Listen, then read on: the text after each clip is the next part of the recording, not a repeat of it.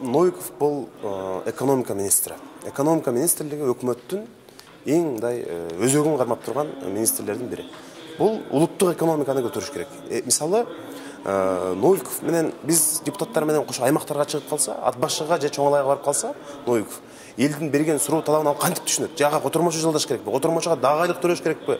Булардын эмне үчүн 300 канча миллиондогон миңдеген сом, мисалы, жылдык бюджети. Ага өзүнчө айлык төлөп берип, кыргыз тили боюнча бул эми уят. Биринчи кезекте өкмөт уялыш керек. Ушундай министрлер менен иштеп аткандан.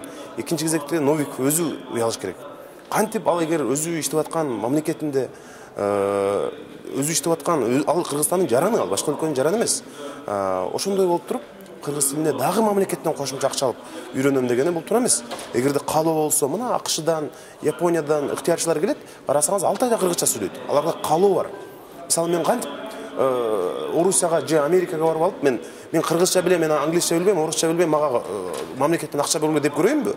Орустар кандай реакциясы кандай болот? Америкага барып алып, анда мен да иштейм, анда министр болуп, анда ошол акча которуп бергиле, мен силердин тилиңерди үйрөнөм деп. Бул таптакыр туура эмес. Булар эми жанагындай кадр саясатын келип, мына өкмөт эптеп эле жанагы жаш болсо болду, улуту башка болсо болду деп эле алып келген мындай бизде толтура. Мисалы, жанагы мурдагы айыл чарба министр бар, жанагы Александр Костюк деген.